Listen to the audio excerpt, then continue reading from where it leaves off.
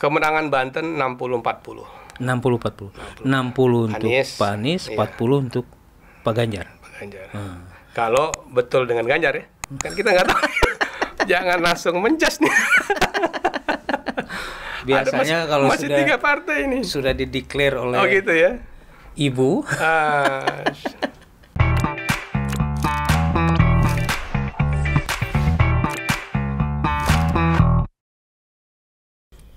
Pemilu 2024 sudah di depan mata. Saya berharap proses menuju tahun politik ini tidak hanya disibuki oleh para calon pemimpin, para caleg, para calon kepala daerah, calon-calon presiden, tapi juga masyarakat mau sibuk untuk mempelajari track record, mempelajari bagaimana substansi pemilu bisa tercapai pada tahun 2024, karena sistem demokrasi sudah pasti menjanjikan perubahan yang lebih baik sesuai dengan satu pemaknaan yang harus lebih positif dari politik, bahwa politik adalah jalan menuju perubahan lebih baik. Nah, kita akan bicara bagaimana calon-calon pemimpin, terutama dalam konteks ini kita akan bicara tentang Pilpres, dan sudah hadir tamu yang sangat saya hormati, Bapak Insinyur Haji Gembong Rudiansah Sumedi MM. Beliau adalah Ketua DPW PKS Banten. Assalamualaikum Pak Kiai. Waalaikumsalam warahmatullahi wabarakatuh. Gimana Apa kabar? Alhamdulillah Pak Kiai. Sehat ya. Pak Kiai, ini satu kehormatan Pak Kiai bisa hadir. Siap. Bicara tentang Pilpres Pak Kiai. Siap. Nah, kita sudah sama-sama tahu, sahabat, tidak perlu dielaborasi, bahwa PKS mengusung Anies Baswedan sebagai salah satu calon presiden. Dan pertanyaan pertama Pak Kiai, mengapa harus Anies? Ya, jadi PKS ini kan sejak pemerintahan Presiden Jokowi itu ada di luar pemerintahan. PKS konsisten komitmen sebagai partai oposisi untuk menjadikan demokrasi ini lebih hidup. Pak Kiai, sebelum lebih dalam, saya harus cegat-cegat nih statement Pak Kiai. Mudah-mudahan nggak marah Pak Kiai. Siap. Kita kan demokrasi Pancasila katanya, Anda mengenal oposisi, gimana Pak Kiai? Ya, artinya bicara demokrasi itu kan artinya ada kebebasan berpendapat di sini kan, tidak mesti harus satu suara. Artinya ketika pemerintah menjalankan program-programnya kan perlu juga ada yang mengawasi. Kalau semuanya setuju, siapa tahu ada hal yang perlu diperbaiki kan. Nah, sehingga memang di era demokrasi saya pikir perlulah istilahnya orang-orang yang harus mengkritisi, karena pada prinsipnya setiap kebijakan harus ada mengawasi. Oke. Nah, kembali ke pertanyaan awal. Mengapa harus Anies Baswedan? Nah, sejalan dengan positioning PKS sebagai partai oposisi di luar pemerintah. Nah, kita memang menginginkan ada sosok yang bisa melakukan perubahan, perubahan di negeri ini. Dan itu ada pada sosok Anies.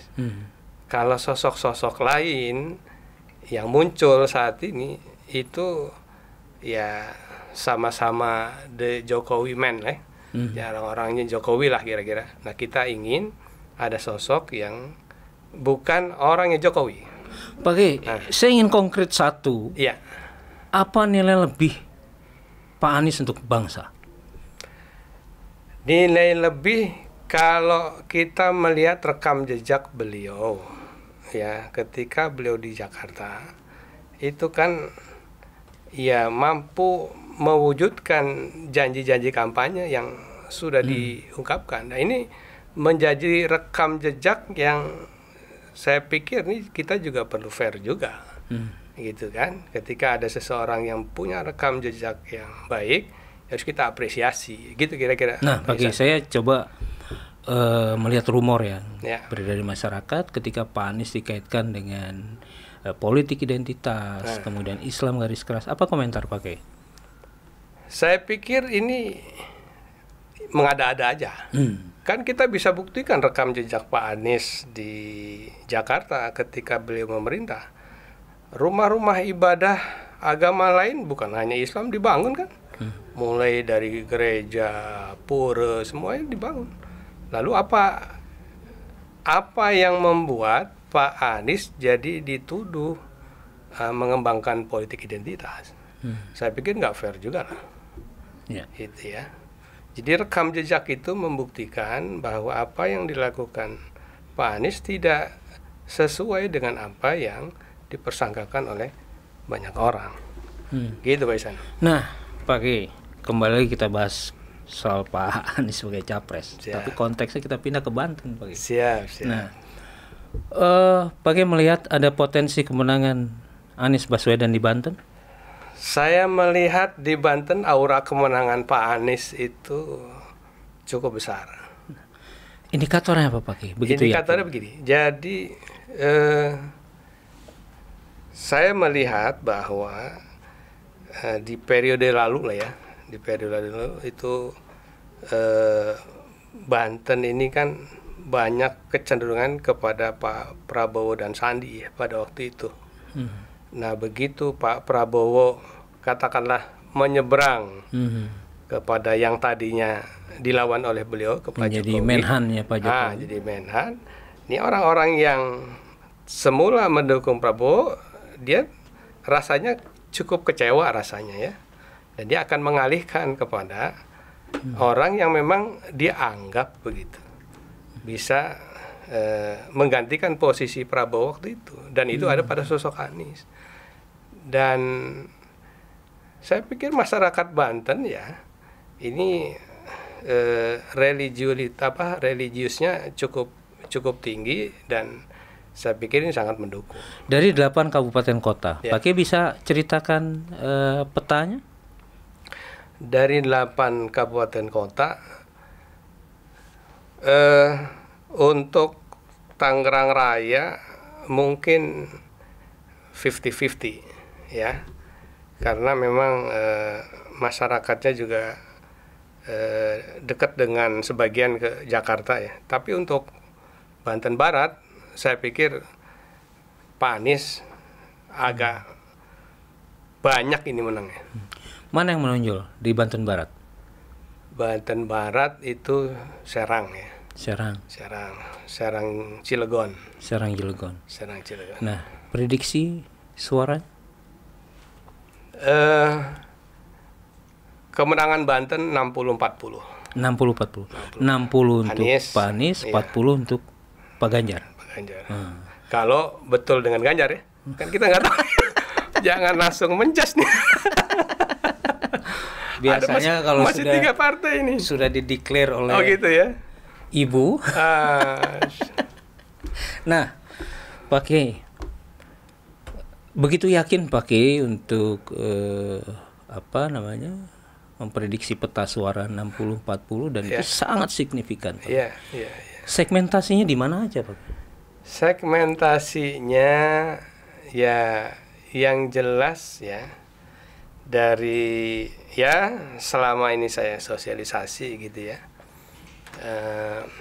Segmentasi para kiai ulama gitu ya, pekerja sebagian ya, dari mahasiswa sih mungkin masih ini ya, terutama yang generasi tua ya, yang sudah merasakan 10 tahun pemerintahan Jokowi ini pasti ingin adanya perubahan. Nah, untuk kelompok milenial, Pak Kiai sudah memotret berapa persen? Milenial ini kalau hasil ini sekilas gitu ya, memang agak tipis nih, ya agak tipis, artinya Pak Anies unggul tapi agak tipis. Ya ini kita juga masih ini nih, kira-kira apa nih yang membuat milenial belum utuh maksimal ke Pak Anies gitu. Pendekatan Ya. pada masyarakat atau metode bagaimana meraih suara. Apakah sama seperti pemilu-pemilu yang sudah menebar janji atau ada sesuatu yang khusus yang bisa masyarakat lihat bahwa ini memang calon pemimpin yang Jadi diharapkan?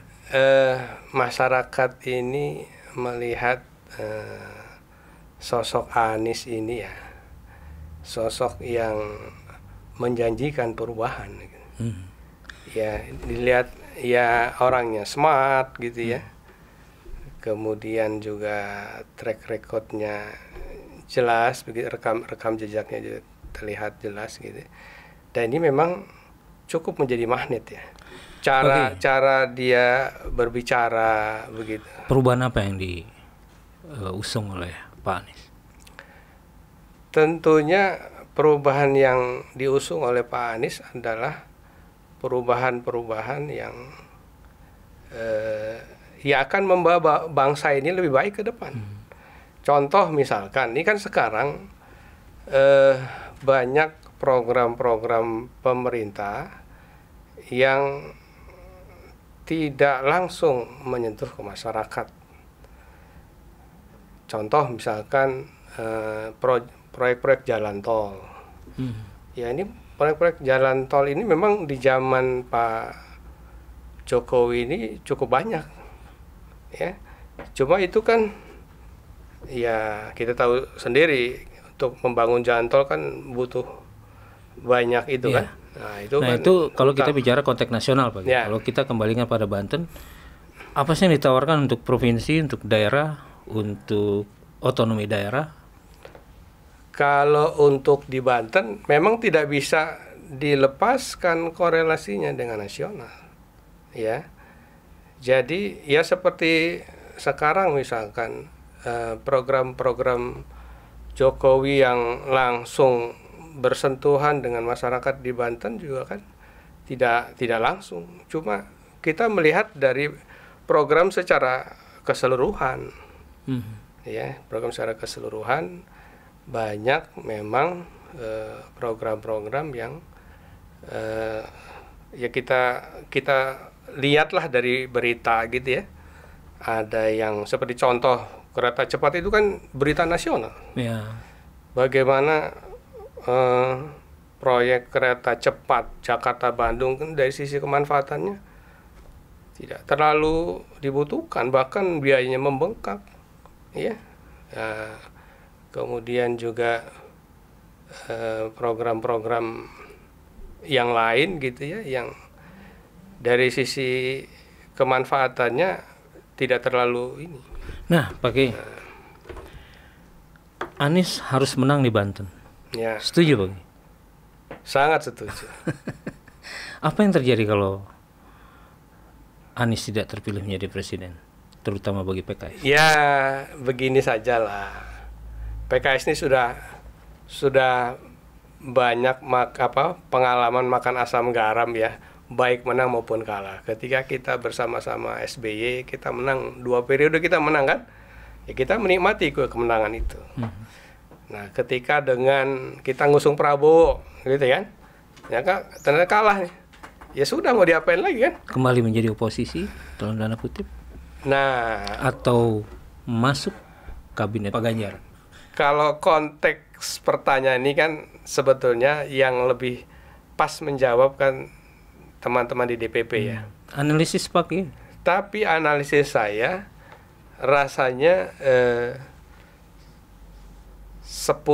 tahun di oposisi ini ya cukup lumayan buat PKS ini perjuangannya luar biasa. Nah, kita nggak tahu nih apakah setelah ini akan tetap lanjut oposisi atau menjadi bagian pemerintahan, kita nggak tahu. Pak Kiai, ini kan kenapa pertanyaan itu muncul? Ya. Seperti ada polarisasi yang diyakini dalam masyarakat bahwa PKS dengan PDI tidak mungkin menyatu. Menurut saya kan ideologinya sama, Pancasila. Apa yang menyebabkan?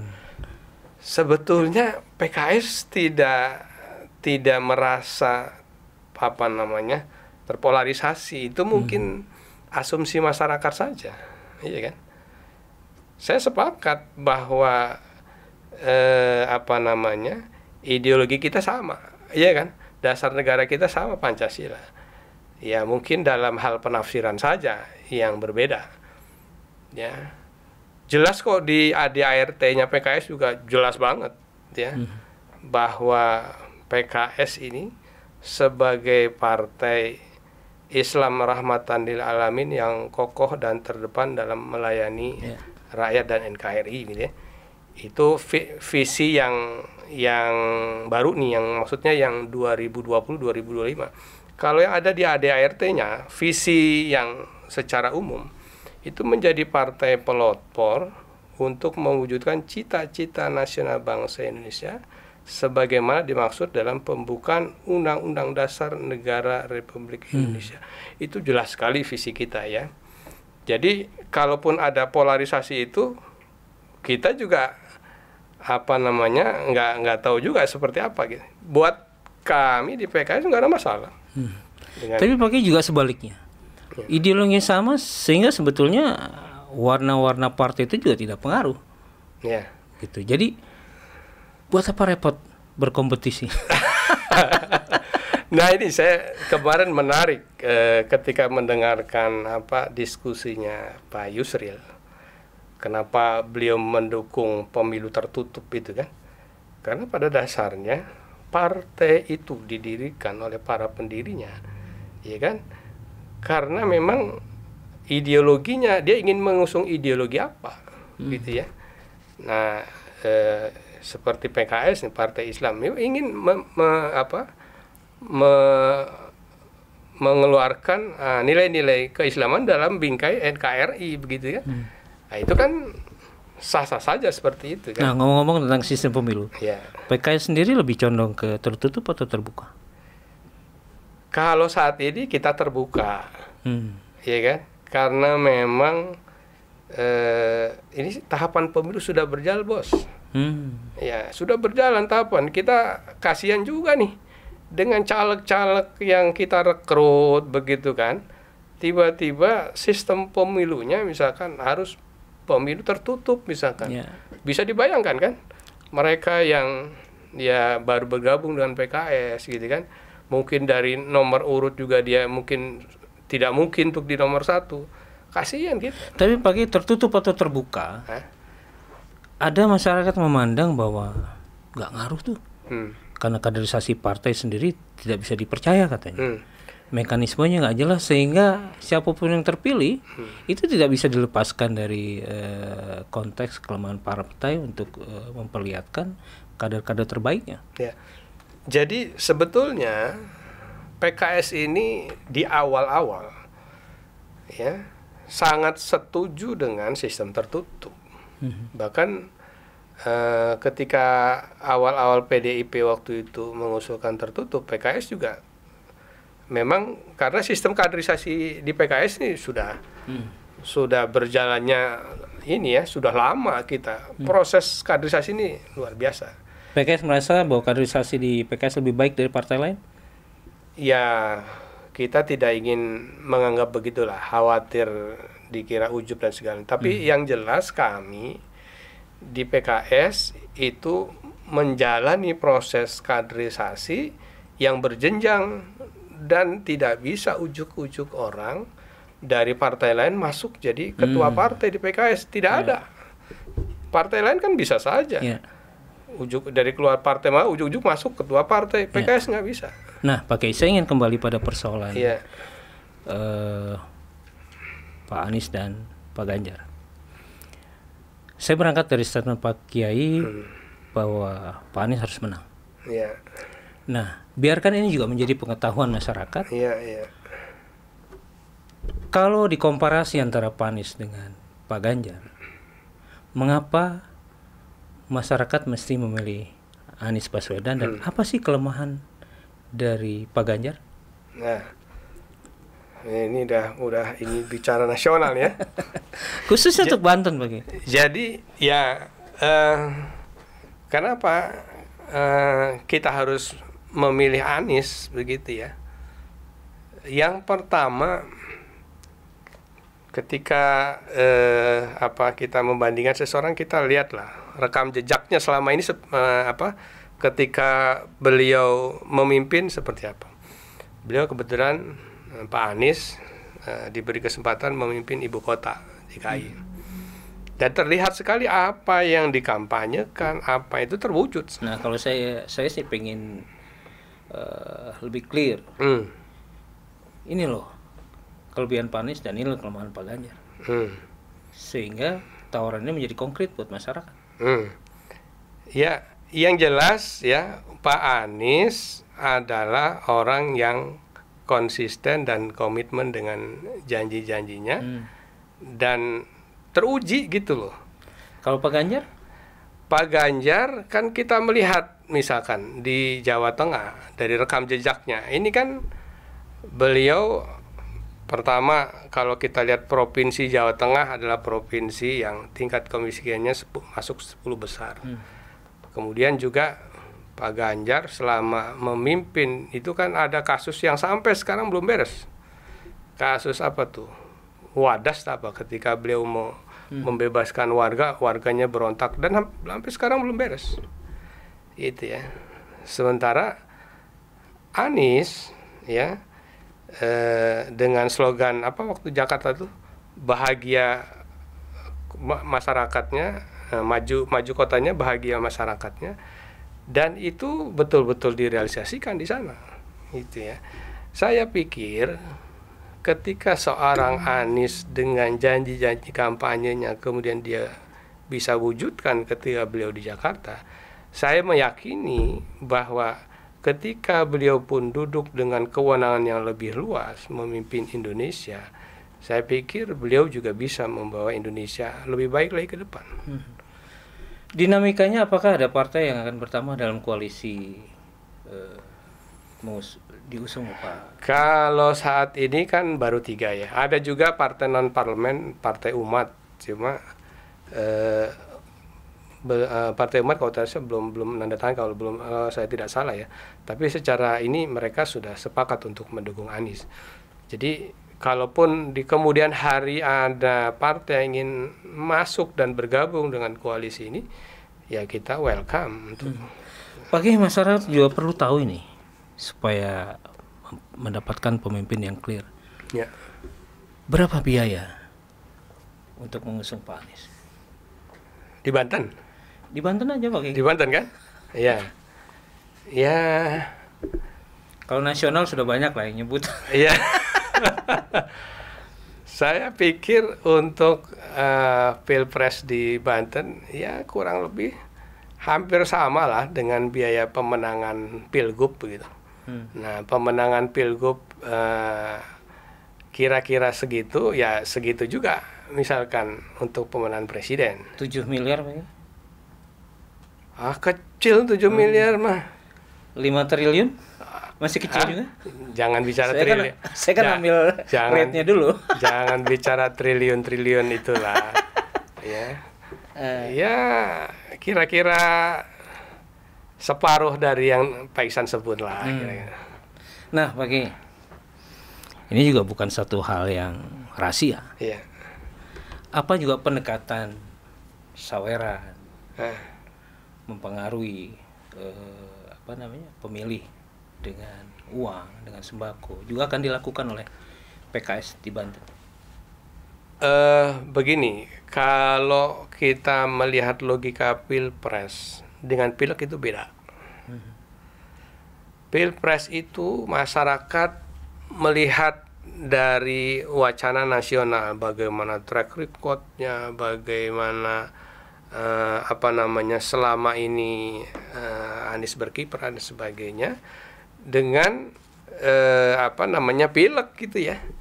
Pileg yang istilahnya ini orang nggak dikenal nih, tiba-tiba nyalek gitu ya, mendekati masyarakat begitu ya.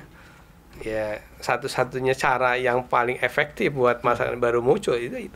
Tapi Pilpres, logika Pilpres itu agak berbeda dengan itu. Artinya tingkatan saweran-saweran seperti itu tidak menjadi dominan.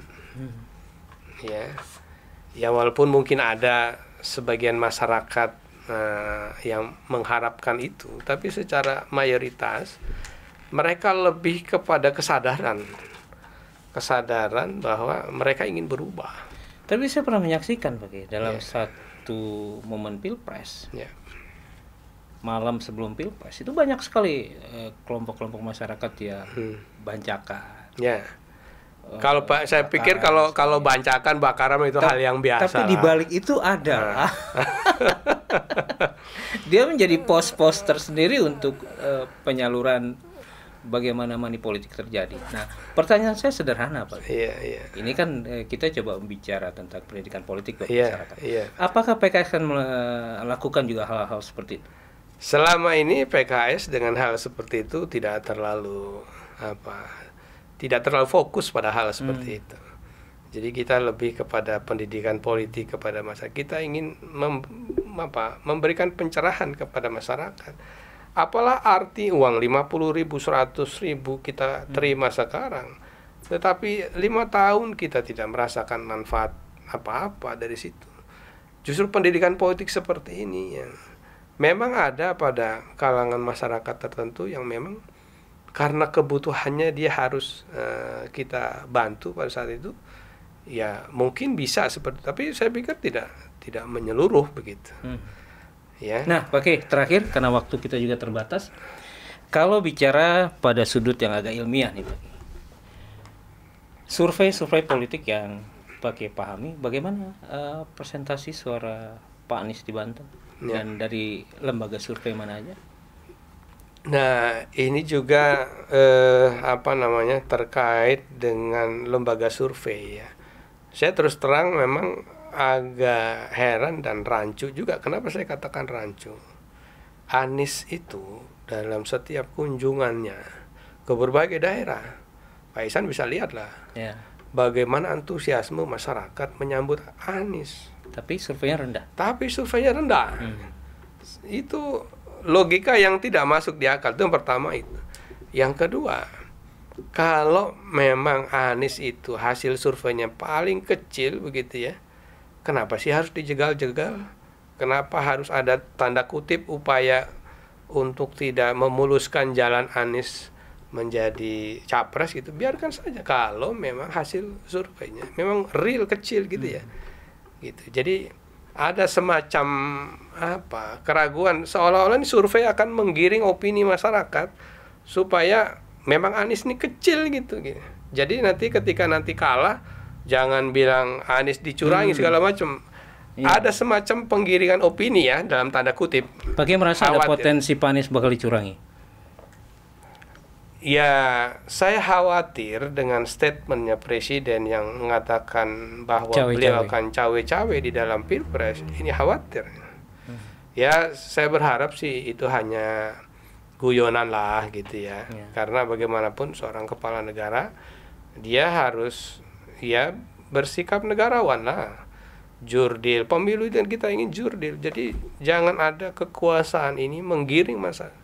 Biarkan, sudah cukup lah Pak Jokowi 10 tahun memerintah negeri ini. Biarkan masyarakat yang akan memilih pemimpinnya. Pak, saya lupa tadi berkaitan dengan persoalan dana pemilu. Satu lagi pertanyaan saya, Pak. Apakah PKS juga terlibat dalam sistem ijon?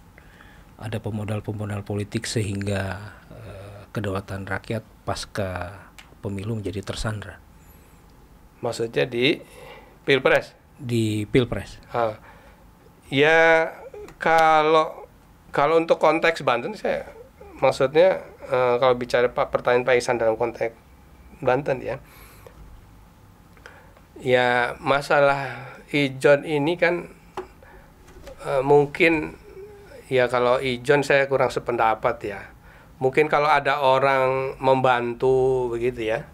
Kemudian ketika nanti katakanlah Pak Anies menang, ya dia berharap ada sesuatu, saya pikir wajar-wajar aja. Yang membantu ini pasti pengusaha, pemodal. Iya, saya pikir sepanjang nanti ketika dia mendapatkan istilahnya bagian dari kue kemenangan itu semuanya dilakukan secara prosedur yang normal, ya sah-sah saja sih saya pikir. Dan itu wajar menurut? Wajar saja, asal memang jangan sampai bantuan dia ini kemudian dia memonopoli tidak membagikan kue kepada yang lain. Saya pikir juga nggak ini. Yang proporsional aja lah. Pak Kiai, untuk menyapa para pendukung Anies, apakah ada yel-yel? Aduh. Untuk menyapa. Oh gitu. Jadi ya gini. 2004 PKS Banten menang. Nah, PKS Banten menang, Anies presiden. Mantap Pak Kiai. Sahabat, baru saja kita banyak bincang-bincang tentang pemilu 2024, kemudian prediksinya dan bagaimana profil dari Pak Anies Baswedan dibandingkan dengan Pak Ganjar. Kesimpulan dan penyikapan silahkan kami serahkan pada sahabat podcast Pak Kiai. Terima kasih banyak Pak Kiai, jangan kapok. Insya Allah kita akan terus mengundang Pak Kiai dalam rangka terus mengukur tensi politik di Banten. Assalamualaikum warahmatullahi wabarakatuh. Waalaikumsalam warahmatullahi wabarakatuh.